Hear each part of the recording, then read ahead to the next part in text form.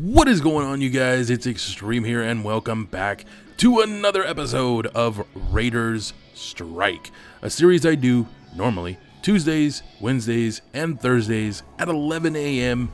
Pacific time.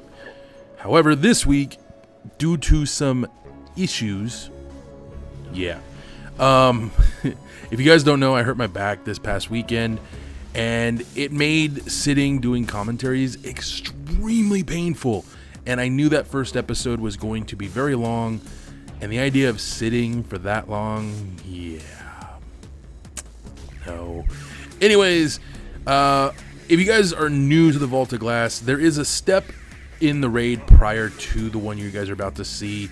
I am cutting that out this week because, well, it's kind of boring, and it's not really boring.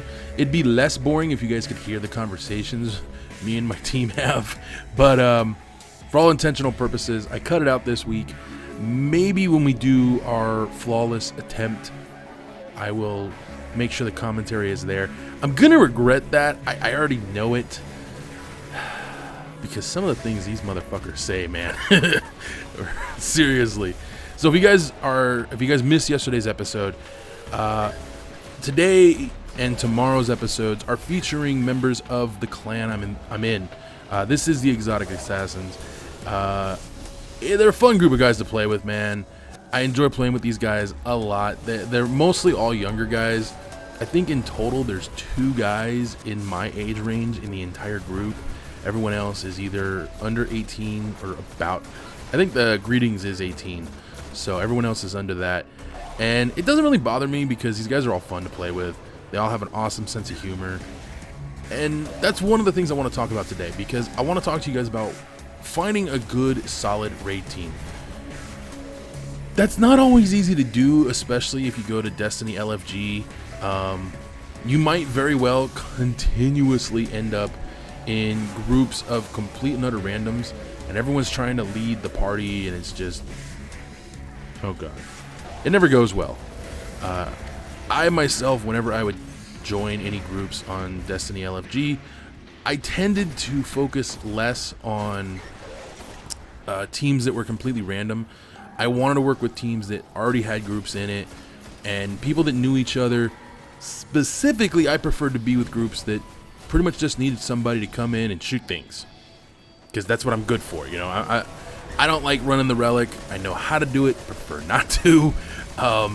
I know how to run the sword, don't like to do it, but if I have to, I can.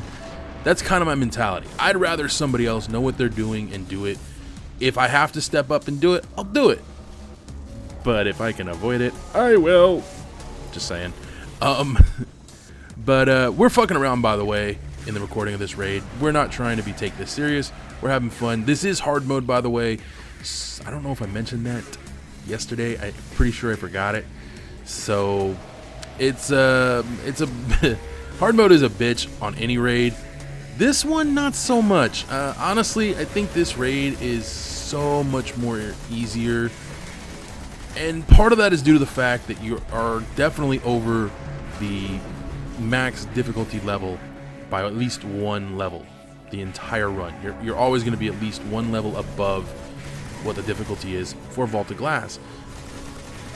Now, what's funny about that is in Crota, you are 1 level under. So it really is much harder. It's much more difficult. It's not going to be a cakewalk to do Crota.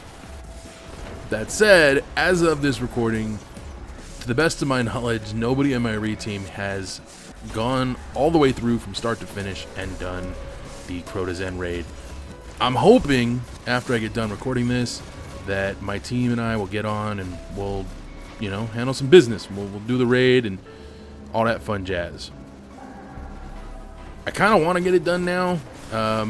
Part of me wants to try and get the last 2 things I need, or at least the last 2 primary weapons. I need to get the scout rifle, and I honestly want to get the necrochasm. There's a lot of people that say that gun sucks. Me personally, I see potential with the right character. I mean, if you use it on a hunter with the stability perk that he has from getting precision kills, I have a feeling that weapon would be a far more lethal. Now, that's definitely going to be a PvP weapon, or not PvP, but a PvE weapon, as was initially intended for the Vex. The Vex got used in PvP, and they fucked with it so bad that the weapon became almost unusable.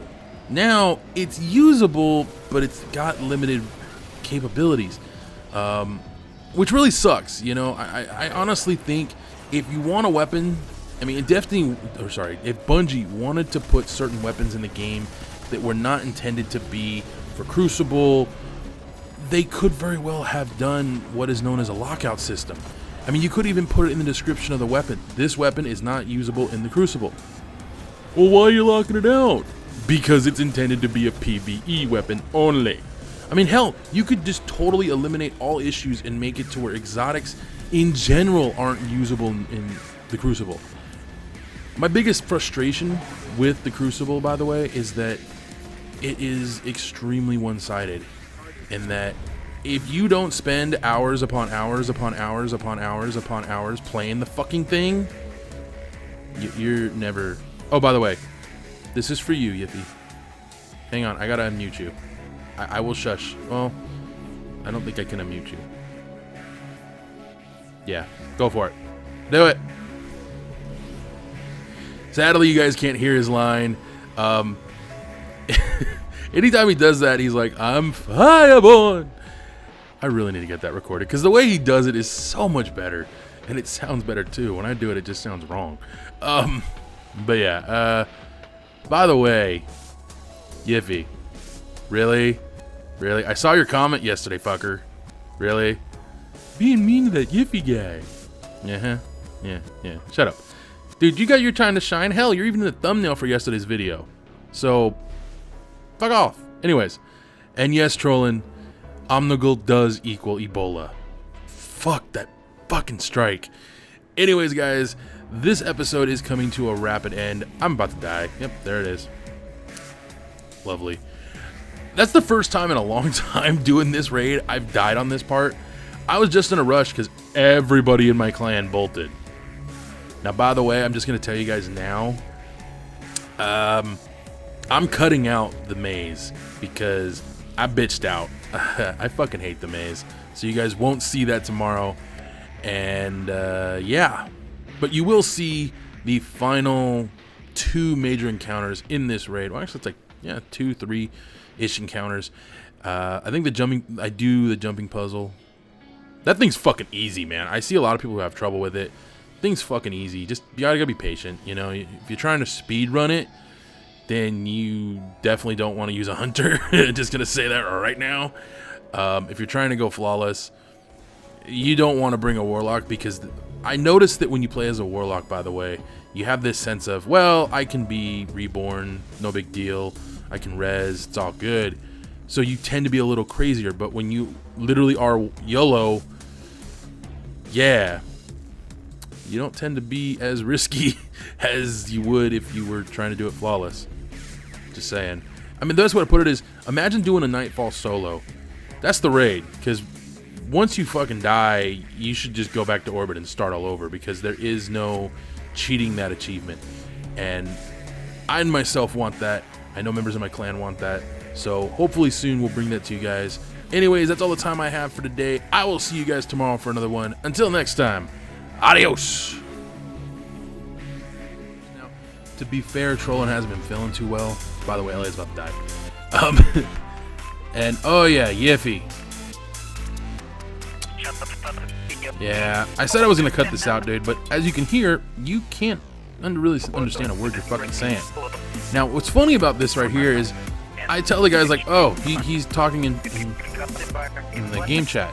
Oh yeah, guess what? And they're like, what? You. Yeah, bitch. Anyways, but it does bother me that trolling hasn't gotten his rewards yet. His just deserved rewards. I mean, the guy is, like, he busts his ass to get his characters up to 32.